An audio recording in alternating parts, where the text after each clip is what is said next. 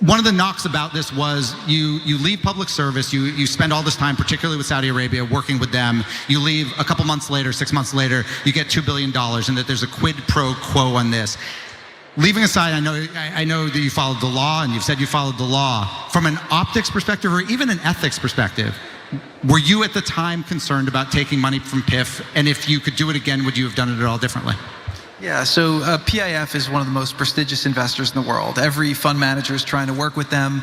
If you look at right now at the time, maybe going to the Middle East as an investor was less popular 3 years ago. Now it's one of the hottest places in the world where everyone's trying to raise money from. And if you ask me about the work that we did in the White House, for my critics, what I say is point to a single decision we made that wasn't in the interests of America, number one. Number two, I say our track record of success in the Middle East is probably second to none. So that is Jared Kushner being interviewed by Axios, and he has talked about what many have identified as one thing that could be one of the most corrupt acts from a former member of the Trump administration, which is leaving the White House and then getting literally billions of dollars from the sovereign wealth fund of that country. It's incredibly questionable. There's some aspects of it that are even more questionable than that they'll go into detail in this interview. We're gonna get to that in a second. But I want you to see how, with even kind of mild pushback and criticism, how frustrated Jared Kushner gets. Lots and lots of private equity firms, other folks are trying to raise money from Saudi Arabia and are raising money from Saudi Arabia. Some, however, stopped after the Jamal Khashoggi murder. Some either gave money back or stopped. At the time, you said you wanted to wait for the DNI report, for the kind of official report, for the State Department report before talking about it. You kind of only give very glancing mentions in your book to it. The DNI report came out a couple weeks after you left the White House. It says that MBS personally was responsible. Do you agree with the DNI? Do you believe that report? Are we really still doing this, Dan? Yeah, okay, absolutely. So let's go to this. The way that we looked at our policy at the time was let's focus on what's in the interest of America. I'm not arguing that. But you at the time you said you wanted to wait and see what the U.S. government determined. The U.S. government's made a determination. You're obviously still in business with him. Do you believe the U.S. government assessment? You might not, but do you believe it? So let me say this. I have not seen the DNI report that the Biden administration put out there, right? And number two is, look, I know the person who I dealt with. I think he's a visionary leader. I think what he's done in that region is transformational. The person who deserves credit for that is Mohammed bin Salman, who at that time was the deputy crown prince. And I think what he's done has been absolutely historic for the country. I think he's done a lot of things that are in America's interest. And I think he's done a lot of things that have made the world a better place. That is amazing in so many ways. Jared Kushner there, a guy who, if he hadn't just been handed wealth by his own family, would be no one. If he hadn't then been handed political power by Trump and his family, he would be absolutely no one. Instead, he's in a position to get literally $2 billion from the Saudis. And look at how annoyed he gets when you bring up that he's making money by working with a butcher. Someone he knows butchered a journalist. MBS decided, I want that man dead. So they took him, they killed him, they cut him up. They did that. That's a thing that they did. Jared Kushner knows that they did that.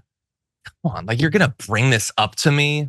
Are we still doing this? I'm trying to make money. I don't care if the guy I'm working with cut a human being into pieces. I don't care if that's what he does to his critics. I don't care if he kills opposition political figures. I don't care if he locks up and kills members of his own family. I'm trying to make money here. Why are you acting as if human life has value? I don't care about that. I care about what's in my bank account. That's what I care about. And this guy from Axios is pretending like I should care about whether my business partner is a brutal murderer and dictator. It's so impolite. And I didn't think that that was the part of the story that was gonna bother me the most. I thought the part of the story that was gonna bother me the most was the fact that while that Axios guy did a good job in asking follow-up questions, he didn't ask like the most important question, which is, it isn't just that you left the White House after working with Saudi Arabia and then got this investment. It's that they didn't want to give you this investment because you're not qualified to do it, to manage that. And the leadership of Saudi Arabia had to step in and make it happen. So the advisors to the wealth fund initially objected to Kushner getting that money, saying that they're inexperienced, they can't handle the investment or the risk, they're unsatisfactory in all aspects. It's excessive to do that. The fees that they're going to be taking are excessive, and it might hurt us from PR with the fact that this looks incredibly corrupt. All of that is true. He in no way deserved that investment. According to him, everyone around the world is trying to work with this company, or with the managers of the Sovereign Wealth Fund. And yet they went with him despite the fact that he and his firm weren't qualified. And they did it for the reasons that are truly making him uncomfortable, which is that it's just corruption. It's because of his father. It's because of the influence he had, but much more importantly, for the influence they think he will have going forward. It's an investment in the second term of Donald Trump. That's what it is, and that's why he's so uncomfortable. Not just because he's palling around and having dinner with a guy who sometimes butchers journalists. What do you think, Sharon? Only the best people. Remember that? Jared Kushner, not a self-made man, and you're right, gifted all this. And frankly, towards the end there in that second clip, it felt like he's looking for another billion or two, because that's how much, you know what, he was kissing of MBS. And let's not forget the intelligence. Remember, Turkey had that intelligence of what went down in that room as this man was cut up, still alive, put earphones in. Okay, this is going to get messy. We heard all of that. And yet this morally corrupt person is sitting there like, how dare you question me? How dare you really question that I'm not the best at this? After all, he did solve, he brought peace to the Middle East, didn't he? Isn't that what we were promised? So. Yeah. I think so. And now look, well, we'll see. We'll see what he brings to the table in the future. But you're absolutely right. He was squirming because how dare you question me? He's lived his whole life in this vacuum and a shadow. He's not ever going to be this dominant person that perhaps his father had been, or influence like his father had been. It's a lie that we all see. We all see it. And that's what made him so uncomfortable about this questioning. Be damned the man who was cut up and murdered alive like that. He was just cut up like that.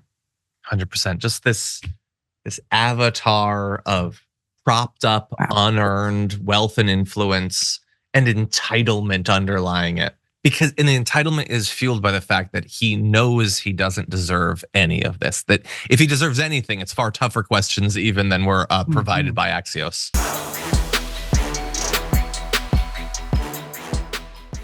Check out the Damage Report podcast each day, wherever you get your podcasts, whether Pocket Casts or Stitcher or iTunes. You can join me as I give you the news and stories you want, with a range of co-hosts and interview guests jumping in on the fun each day. Again, that's the Damage Report, wherever you get your podcasts. And if you get them at iTunes, don't forget to rate and review. Sometimes I'll read them live on the show.